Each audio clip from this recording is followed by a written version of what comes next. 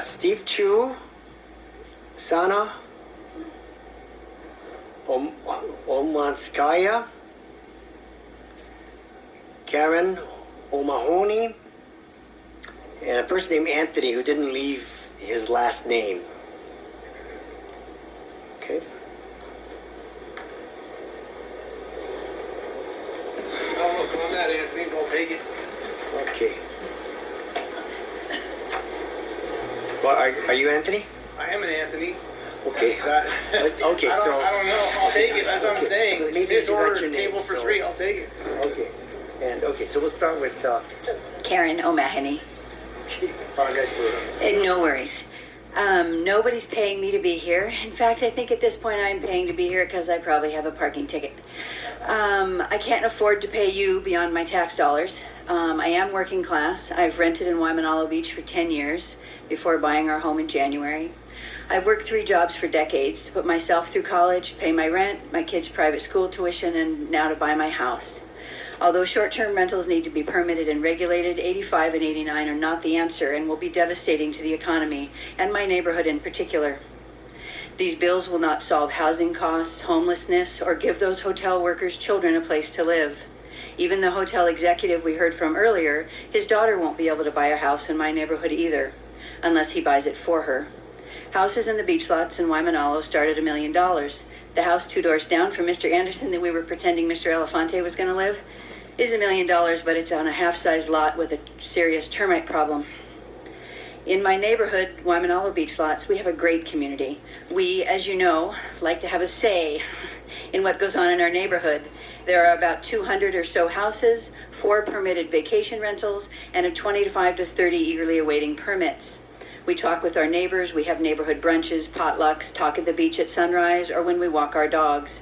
And of course, right now, we talk at the roadside while we wave signs to save Sherwoods. I have worked in the vacation rental industry in Waimanalo for 10 years. Contrary to what the highly paid hotel lobbyist or lawyer said, we are 90% local owned. We pay our taxes, we feed our children, we pay our housekeepers and other workers. We regulate guest behavior and make sure our neighbors are happy. I have a number of suggestions for solutions. First, let's talk. Let's make community meetings facilitated by professional facilitators so we can discuss solutions instead of this warring testimony where I say one thing and they say one thing and we all cry and we don't get to have an actual conversation. Although I do appreciate a little bit of conversation that did happen on this day. I talked to several people with red shirts and a couple of lobbyists out in the hallway.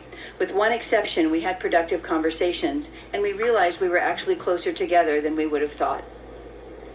My application permit suggestion in this moment is 1, we show proof of current or recent operation, like when the permits were issued, at least my understanding of when the permits were issued, and I don't know if it's 1983 or 1989, but whenever that last time was that permits were issued. So that will solve the problem of Mr. Elefante buying the house by Mr. Anderson and starting a new vacation rental. We show proof that our neighbors on 4 sides have the homeowner's current contact information. We have a reasonable cap. I don't have enough information for that. I don't know what the numbers are in my neighborhood. I've never seen the numbers for any neighborhood versus like how many houses there are and how many would be permitted. But my guess is that 0.5% is not going to get it done. Off the top of my head, from what I know about my immediate neighborhood, 10% would be a good number. But we need to take into account what's reasonable for each neighborhood. This one-size-fits-all thing, I don't think is a solution, but that's what comes when all we have is this warring testimony back and forth. If permits expire or the home is sold, we don't renew them automatically. I just think that there is a solution, that there is a balance if we get together and have conversation rather than just sit on opposite sides of the chair and ding the bell when we have 180 seconds or whatever it is today is up. Thank you so much. Okay, thank you. Any questions? Are there any questions? Okay. Thank you. Anthony. Hey, I'm Anthony Isgro. Thank you, everyone, for the opportunity. I'm a little tired, so I'm going to try to get this. I went to work last night at 12, so I'm ready to go to sleep. The red shirt's rolling around here says one job's not enough. They're right. It's not. So I got my TVU going. It's not. Just I got to subsidize my life too. And all the jobs created, there's been times where I was like, kind of don't know if I want to do the regular workload with my full-time job. And I was like, I'll duck out of this. But really, I'm kind of at a point now where I have so many women who kind of rely on me for money. And I'm like, well, I kind of feel like I need to stick to it just for them. Another problem, you guys talk about, I don't know all the ins and outs of the Santa Monica stuff, but I don't know how many guys have lived in Santa Monica, but born and raised. Don't compare the two. It's a bad comparison. Santa Monica is loaded with tons of money, whole industry. I mean, there's people who are like 25 years old making 12 grand a month. What? You can't compare the two. Don't do that. Don't look for that for a justification. Just, there's Hollywood money, big industry money, big attorney money, a lot of money. Don't do it. Anyways, look, I just look for a path forward. I want a way to continue doing this. And look, if it's a lottery, and look, I'm on the chopping block. If I don't make it, cool. I don't make it. Doesn't matter. At least someone else can.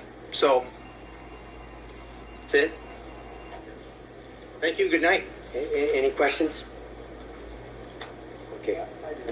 So Anthony, are you doing the TVU or a B&B? I have a TVU because me and my fiance, we live in a one-bedroom place, and I'm renting out my place in Kailua. But I'm there. You know what? I'm there. I'm actually, because I'm tired, I want to go to bed. I'm gonna go home. I'm gonna go out there. So I keep a regular presence. All my neighbors around me know me. They all have my phone number. I make sure all the cars stay on my property, or maybe parked in front. But I make sure everyone's. Hey, I run that place with a tight fist. All my neighbors, I go around. Guys talking about bananas. I give all my neighbors fruit.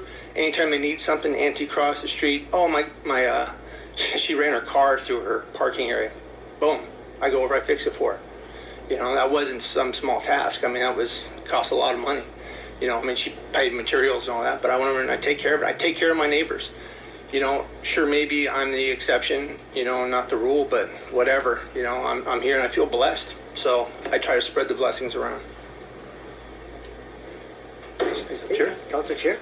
I know, not a question. I know we've heard before that we should consider first allowing permits for those who can prove that they've been paying all their general excise taxes and transit accommodations taxes, even if they don't have a permit.